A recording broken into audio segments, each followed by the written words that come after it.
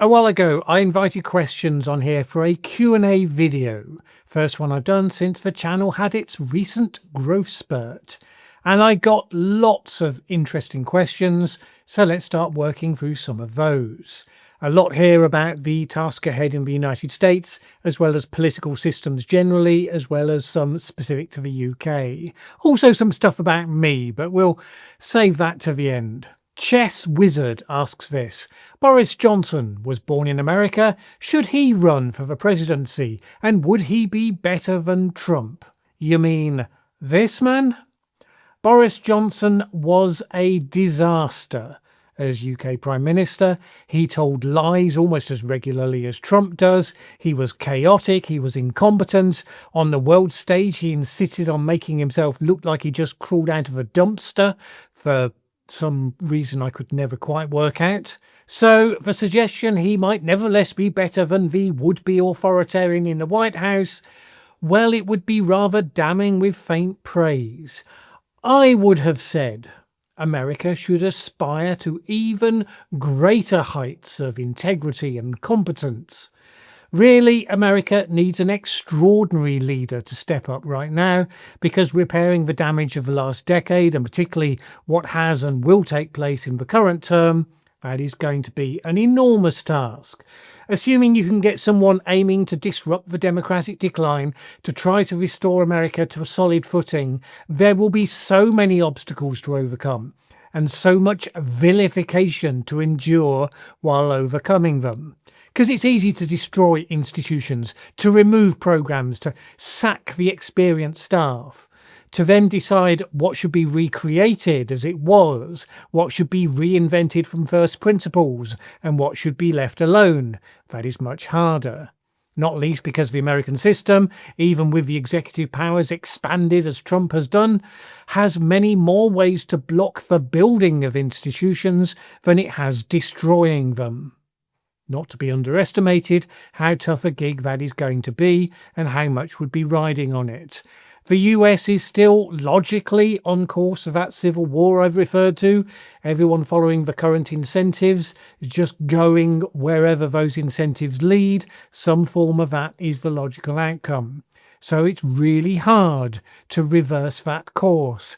It would require a high caliber leader who would not be recognised as such for most of the time. No, Boris Johnson is not that person. But that leads us naturally to this next question from Patreon supporter Gary. What, in your estimation, does the Democratic Party need to do to become relevant again? Purely from an outsider perspective, obviously, the Democrats need to focus relentlessly on the universal language of the people of the country, speaking to them about their hopes, their aspirations and fears for the future. On this channel, we look relentlessly at the demolition job the Trump administration is currently doing on the US democratic system. Well, the majority of US voters are just not seeing that, because it's not where their pain points are, it's not where their attention is. And many of them are tuning out of politics because it's just so relentlessly stupid, and the language people often use is exhausting. So talking about the threat to democracy, while that should definitely be referenced because it is a fact, is not the core of the appeal to the voter, not unless you want to lose again. A number of senior Democrats have said in recent months that the party allowed itself to become too influenced by the special interest groups, the most extreme wings of which often came up with slogans that absolutely died with ordinary voters.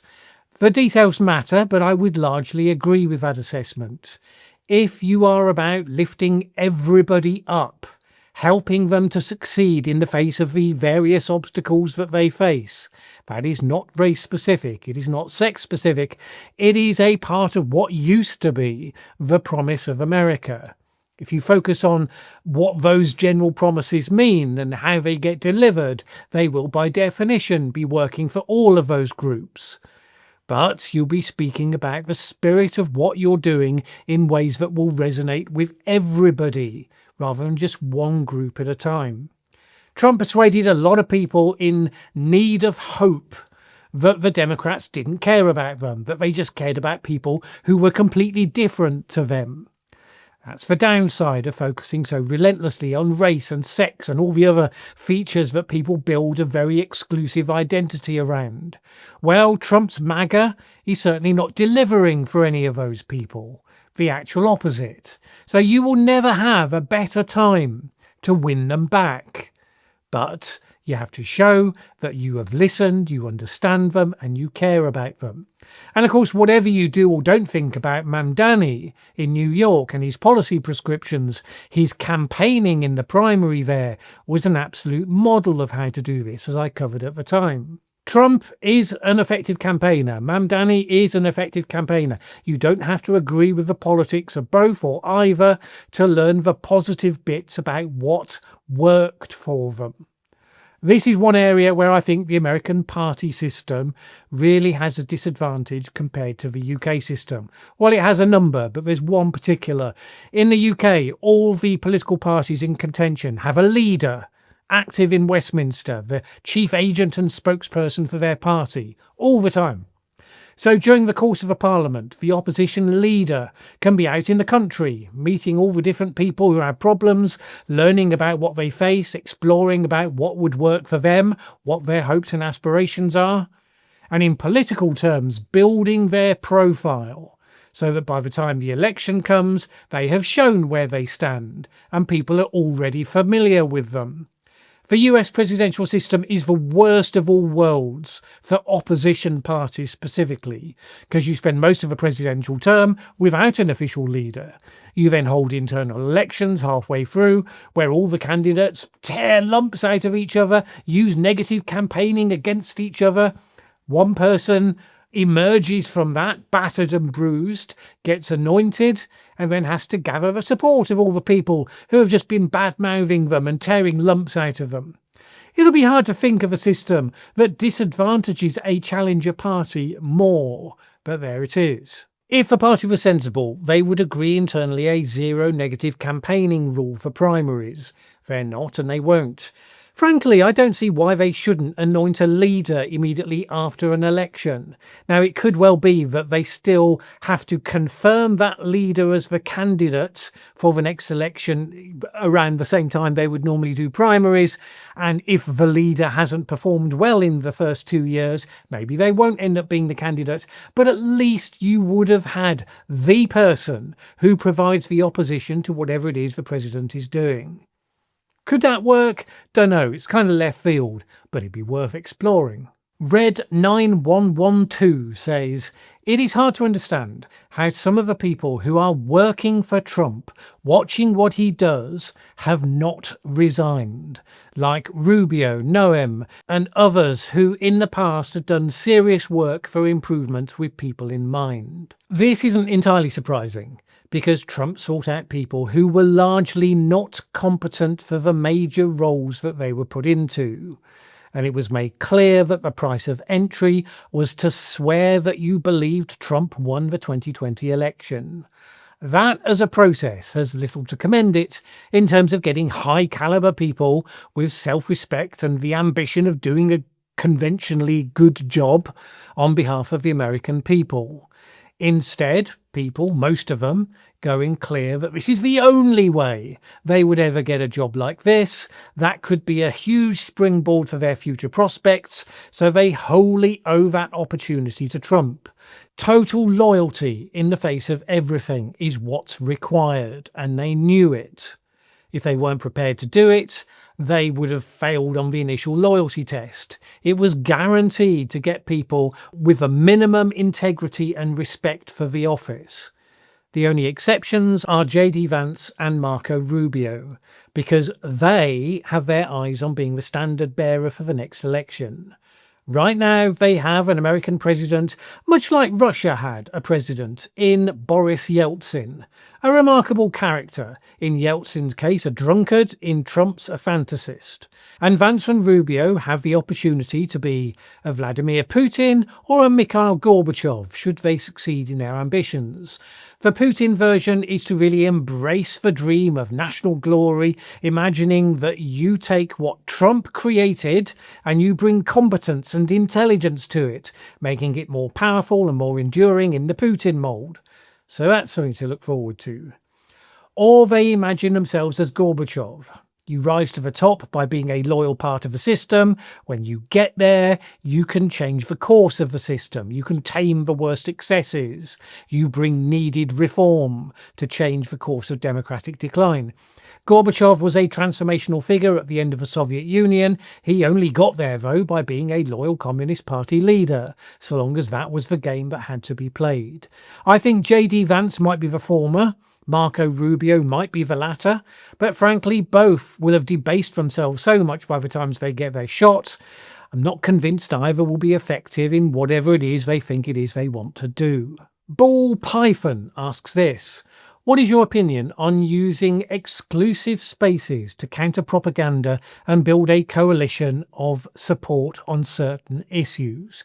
Things like private group chats and unlisted YouTube videos that are shared only in trusted circles. My thinking is that if opposition forces can't access these spaces, then they won't have the level of influence that they have now. I think there's a lot to be said if you can find spaces where you can be with a trusted peer group, where you can talk and share freely, be constructive and creative and supportive. But I would strongly encourage that should be an addition to exposing yourself regularly to the full unfettered reality of the world, including all those people that you find obnoxious, or at least some of them. I say this because one of the big problems driving all of this is algorithm-assisted polarization, and too many people are increasingly isolated in echo chambers. Now, I draw the line at the trolls and the bots who push disinformation, post purely to provoke the other side and or build their own profile with fake drama. I try to find the most reasoned and articulate voices for the positions and points of view that I don't necessarily share. It keeps your feet on the ground, challenges you to sharpen your own thinking, even occasionally might change your mind on a particular point or an issue. Now, if you're a campaigner and an activist, and you made a reference to opposition forces, so I presume that might well be the case in terms of a questioner, then it means that at least you get to sharpen up your arguments. If you're not, well, it still helps to keep your feet on the ground and more resistant to those who would encourage you to demonize a large percentage of your fellow citizens. You mentioned in your question that when you were looking for something, you got videos by someone you find insufferable suggested to you. Don't forget, YouTube does give you the option for you to tell it don't recommend videos by this creator when it suggests one to you. I've not personally used it, so I can't attest to how effective it is, but it does exist for exactly that situation. So the really vile stuff, you should be able to bat away. The rest, give it a chance when you feel able. A question from Patreon supporter Bill. Seeing how Trump successfully branded Crooked Hillary and Sleepy Joe, why don't the Democrats brand Trump as the Deaf President or Donald Deaf to work that branding into the mainstream, using a technique he favours against him? Well, look, this is a choice you make. When someone has been successful in degrading political norms, do you follow them down that plug hole, or do you try to reaffirm and rebuild the previous standard? For one thing, using that approach is harder than you think. It works for Trump because of the type of character he is, and also because he has an unaffected cruelty in his nicknames and a sharp instinct for the characteristics he can pick that will resonate with the audience. So Joe Biden was widely felt by many to be too old to run for president, so Sleepy Joe plays into that highly effectively. Would that work for J.D. Vance if he was saying it? Or Marco Rubio? I'm thinking not. I'm thinking they would make themselves ridiculous if they went into an election basically cosplaying Trump. And I imagine the same would apply to any Democratic candidate. Calling him the Deaf President wouldn't work anyway, because it's a different sort of label. You're aiming to have something stick in people's minds so that every time they see that person, the label is reinforced by what they see. They can't get it out of their heads. So mild-mannered Jeb Bush became low-energy Jeb. That reframed what could have been an asset into a total liability. Those sorts of things work well, but they're hard to get right. When Kamala stepped into the race, the Trump campaign struggled to come up with a label that they could stick to her. They brainstormed lots of ideas, but nothing that would be quite as effective and sticky as those previous ones. The closest the Democrats came was when, right at the start of the Harris-Walz ticket, Tim Walz labelled his opponents as weird. It caught a little frisson because it tapped into something that people kind of did see when they looked at them. And it was something that divided them and made them not like us to normal American voters. But having tripped over it almost by accident, they didn't have the killer instinct for repetition and driving it home. They didn't campaign effectively in other ways as well, of course, so the moment passed. Really, though, I tend to think grown-up politics should move beyond such things. Probably why I'm not an elected politician. Patreon supporter Graham has this. Keen to hear your thoughts on Israel and the Trump plan for Gaza and the likely outcomes if Israel actually tries to force the population out. Well, I don't think even Trump is still seriously campaigning for his Trump Gaza resort vision. In response to it, the Arab states came together and put forward their own reconstruction plan, which I talked about here at the time. Obviously, there will need to be reconstruction and development once this horrible business is over. And they showed, pushed into it by responding to Trump's grotesque vision for sure, that it could be done and there would be investment available for it when the time came. But obviously their plan doesn't involve the forced relocation of the population of Gaza. And this is the key point of focus, because Trump's plan lit the gleam in the eyes of the hardliners in Netanyahu's government, with the vision of United States approval for them just kicking all the Palestinians out of Gaza. They didn't really care about the other details, but they liked that bit, and they will now settle for nothing less. This is one of the earliest and toughest tests for Trump's would-be New World Order, the might makes right world order, because in that world, Palestinians can be forced to relocate because powerful nations give them no choice. And they can sit and fester on it if they wish, or they can try to adapt. That becomes their problem. In the rules-based order, of course, where established borders and residency means something, such an outcome would never be held to be tolerable, let alone respectable. Trump doesn't much care, so long as the problem goes away, because he is largely behind Israel and they now have their eyes on that prize. He will almost certainly drift along with them, I suspect. With the bombing of Iran, Netanyahu has already shown a degree of adroitness in manipulating Trump to step in on their behalf when it really matters. Now, of course, Netanyahu has problems of his own back home, and such outcomes are not as easy as flicking a switch, but even so. The real challenge, I guess, will be to the Gulf states, the petro-states who love Trump as a friend of wealthy emirs and fossil fuels, but who would have huge domestic unrest if Israel were kicking out Palestinians supported by America. As for more adroit deal-makers in the room, I'm expecting a lot of work by them is being done behind the scenes. The outcome remains pretty unpredictable. My gut instinct is that regardless of Trump and the fire he's lit in the bellies of Israel's worst, I don't think the outcome is going to be the forced relocation of around a 2 million population. Not sure it's going to be a glorious outcome, that said, although it's hard to think of how it could be much worse than the position right now. But anyway, it won't be that. Patreon supporter Kenneth asks this. The Trump government appears intent upon pivoting away from Ukraine and Europe in order to confront what they consider to be an urgent strategic Chinese threat. Are the Americans intending to intensify tensions in the region as a pretext for geopolitical and military confrontations? Is there an American strategy? Well, on that last bit, no, I'm pretty sure Trump does not want military confrontation with a large nuclear power. He sees the world conflicts mostly in terms of economic struggles, and the world solutions mostly in terms of real estate deals. I mean, it's kind of dumb to even say it out loud, but there it is, it's true.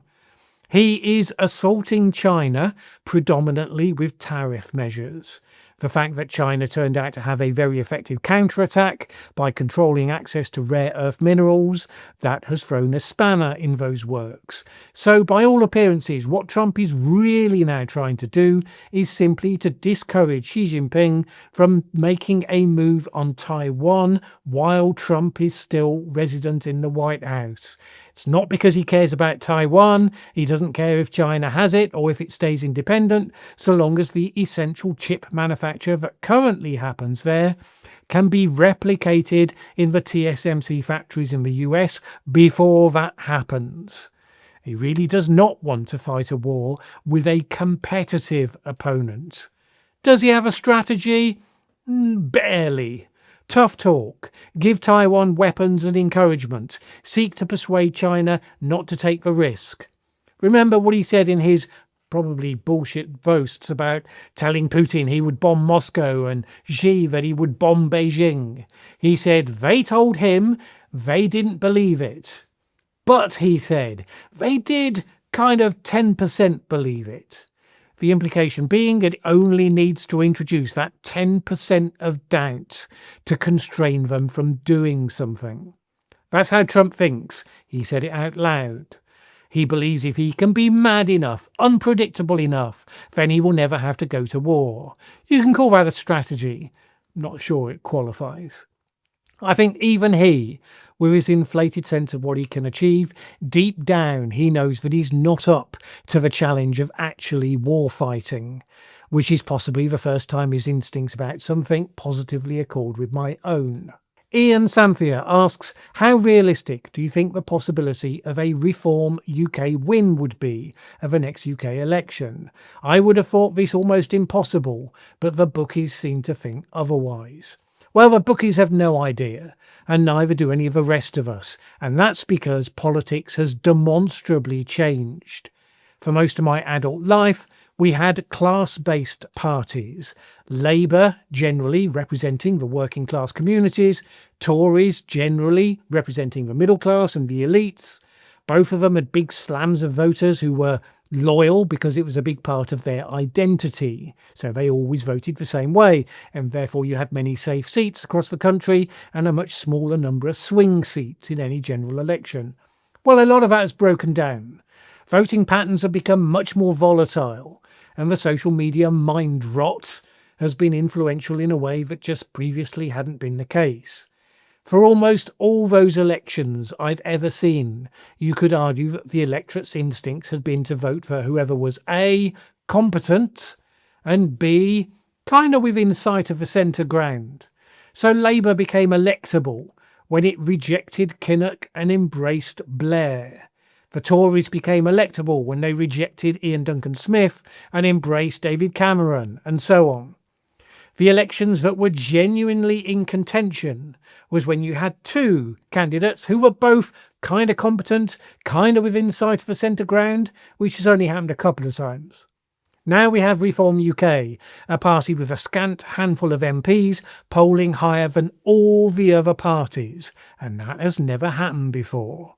Traditional electoral logic would be that the closer we get to the actual election, because we're a long way away at the moment, the more scrutiny falls on each party as a potential government, the more the midterm protest polling starts to erode away and those two criteria re-emerge.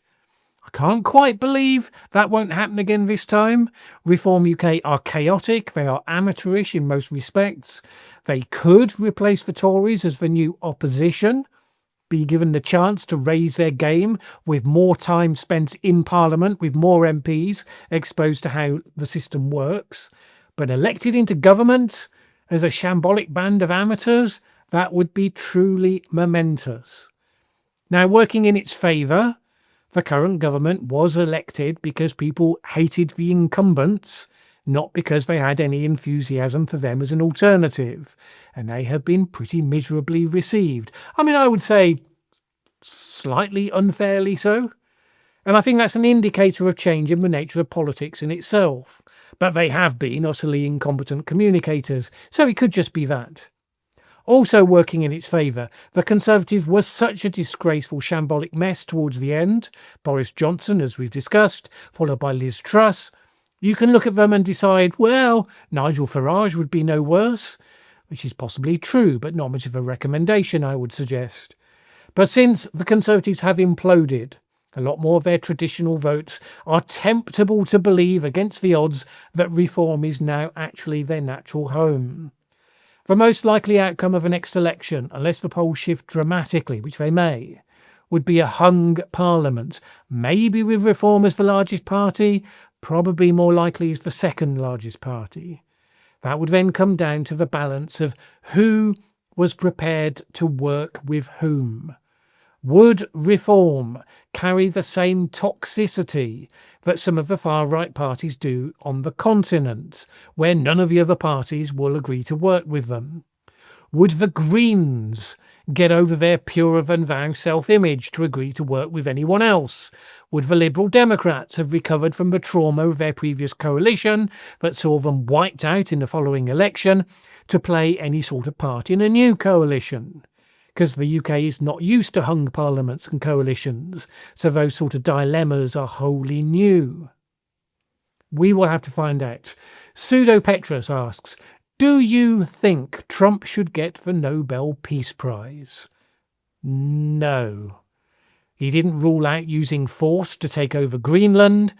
He sided with Vladimir Putin on Ukraine, suggested Ukraine started the war, and he proposed what was, in spite of the mealy-mouthed phrases, the forced relocation of the population of Gaza.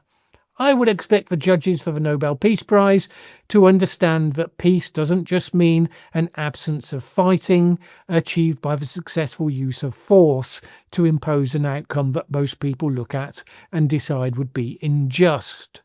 So, no. Donald Trump should not get the Peace Prize. Mind you, I also don't think Barack Obama should have gotten one, but two wrongs don't make a right. 26-bit asks, would you call yourself optimistic about the world in, say, 15 years? Well, I think human beings are incredible, adaptable, problem-solving experts, and that people will find ways to create and innovate, to love and laugh and celebrate through difficult times, as they always have. Most of what we think of as the golden ages of humanity were created against the backdrop of wars and conflicts and disease and all the rest of it. Leonardo da Vinci, yes, he created some of the most sublime art of the human race up to that point, but he also did designs of military contraptions because the ongoing wars that were endemic at the time. So I would reframe it. We have perhaps been spoilt by the longest period of relative peace in human history. And of course, yes, it could go horribly wrong at a point where humanity now has so much power in its infant hands.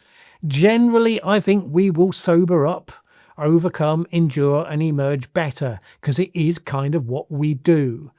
Now, it doesn't sound like fun, I grant you, but people do rise to the occasion and discover what really matters in life when it gets a bit less easy to take things for granted. So, in the round, I am optimistic for where we'll be in 15 years' time, even though I think there will be plenty of turbulence on the way. And I trust I will still be here to discuss it all with you, because I'm certainly not planning on going anywhere, and I hope you're not either. Topsy Falwell asks, what do you think of Australia's mandatory voting and its preference system? Is it a better safeguard against dictators? It's funny, when I've just voted, I tend to refer to it as having done my civic duty, which is how I think of it. Of course, making voting compulsory would make that literally the reality. I think there are strong arguments for compulsory voting. It encourages all citizens to remain at least minimally engaged in the politics of their country, which is a good thing. More people voting makes it less likely small unrepresentative extremist parties can end up winning more power and influence on a minority vote than would be supported by the bulk of the population. So in that sense, it would be a safeguard, not ironclad, but a safeguard against dictators. The preference voting system is a different question, but again, I think there's a lot to be said for it. In a first-past-the-post country like Britain, you often get people voting tactically against someone rather than voting for someone. Being able to list your preferences so that if your first choice gets knocked out and no other candidate has gotten more than 50%, then your second preference gets counted. That has a strong argument for it because you can vote for your first party of preference freely in all good conscience and still have your vote count if they were never ever going to cross the line. And neither of those can easily be manipulated for party advantage by an incumbent. So while this isn't a campaigning channel, I would certainly be positive about it as a proposal. And that feeds into another question from Ellis Burton. Will we get electoral reform at any time soon, and what might it look like? And will it happen under the Prime Ministership of Keir Starmer? And the answer to that is no. The problem you always have with electoral reform is that by definition, any party that's formed a majority government did pretty well under the existing first-past-the-post system. So they persuade themselves that being the case, the very last thing they want to do is mess with the system with which they are so successful. It's one of the basic political laws of gravity. When parties are small and doing badly under first-past-the-post, of course they are heavily in favour of electoral reform. But if they grow large enough to actually win an election the old-fashioned way, all that radical fervour magically disappears. And none of these parties are led by high-caliber statesmen. They all just follow the most obvious short-term incentives in front of them. You might get electoral reform if we get a hung parliament and if there's a coalition government as a result. The only coalition government we've had in my lifetime came about in that situation, and the minority part of the coalition got a referendum on electoral reform in 2011. Now, whether it's because they went for a rather uninspiring version of the alternative vote system, which was kind of hard to explain, or just because the majority party of government really showed total lack of enthusiasm for the change, it was rejected by the country by a large margin. If they'd had a decent campaign behind it, maybe that would have been different, but such campaigners are in short supply. So that brings us to the last segment for this Q&A, a bunch of questions on the broad theme of, who the heck are you anyway? So V Marsh says, I watch your videos nearly every day, thank you, and the one question I have is, who is this guy? Macapacum says, I must say, I am quite interested in your backstory and life more broadly, e.g. what got you into analysing politics, etc. So yes, the channel has grown by 100,000 subscribers in the last 4 months or so, so the vast majority of you are new to me. So, hi, nice to meet you. Yes, who am I? I have been a public speaker and a writer about current events in one context or another my entire life, but that context has gone through a number of phases. So when I was a late teenager into early 20s, the world was teetering on the brink of global nuclear war. As a result, I got involved in campaigning and protests. Over time, that expanded to include on environmental issues, and I learned a lot in that period about issue-based campaigns, strategy, message effectiveness. That experience tends to make me somewhat critical of modern campaign movements, which you'll see plenty of evidence of in some of the earlier videos on this channel. I decided I wanted to stop saying no to stuff and to find things to say yes to. Being young and naive, I decided surely that meant going into politics. So I reviewed the various manifestos, decided to get involved with the Green Party because it had just made headlines with an out-of-the-blue large European election vote at 15%. It seemed as though it had a window of opportunity to influence the wider political agenda on the issues that it best represented and which I cared about. Within 18 months of joining, I was one of the 3 co-chairs. which in those days was the nearest thing the party had to leaders. Now, that was a symbol of the dysfunction and the vulnerability of small challenger parties when they suddenly get a breakthrough, I would suggest, rather than to my brilliance. Lots of truly mad things happened during the next couple of years, and eventually I decided the party had squandered its window of opportunity, so I went from there to the Liberal Democrats as a party whose then leader, Paddy Ashdown, was deeply committed to the Green agenda, and it was a more grown-up party of sorts. I ended up on the Federal Policy Committee there, chair of the Green Liberal Democrats campaign group, but ultimately I realised that I am not built for party politics, because it is, of course, by definition, deeply tribal. It was much more about the game of wrong-footing the other side than it was about coming up with the best policy choices for the country. Don't get me wrong, there are some extremely good people there trying to make it all work. I am very glad those people are there. But it just didn't suit the way that I am. I was more interested in forming partnerships, working with others to solve problems. It's just not the mindset. So I left the party about 25 years ago, give or take. Since then, I have been a floating voter in UK elections. If you were to tell me that I now had to join a political party today, I would be hard-pressed to know where I would go. None of them fit the person I am. My tolerance of the nonsense of politics is pretty much in even shorter supply than it was before. Now, some of you have noticed, I know, that I have a Wikipedia entry, because someone took it on themselves to add all the leading figures from the Green Party in that historical period. They didn't bother to update any of the entries with anything those people had done since. So I would say my public profile gives far too much weight to what I was doing those 30 years ago, which doesn't really much describe who I am today.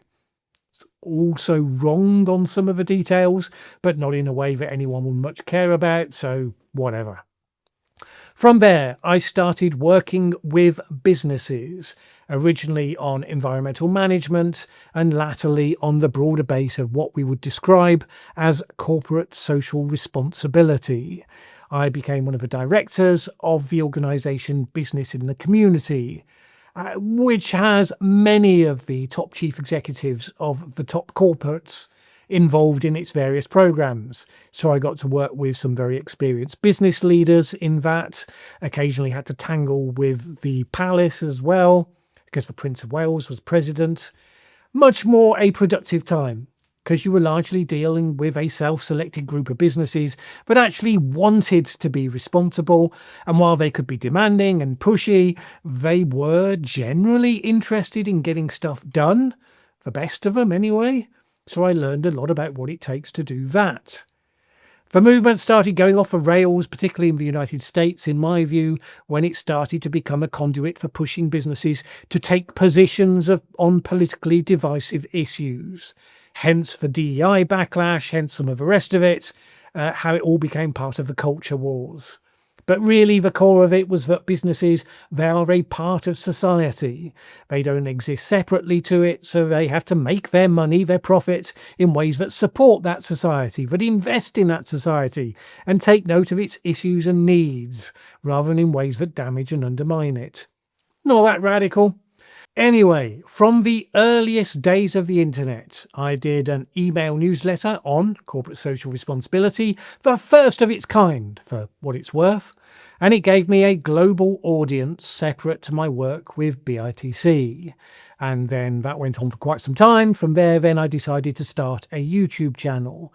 And I targeted it as an audience I thought needed to be engaged rather than the one that would naturally want to be engaged with the sort of content I was producing.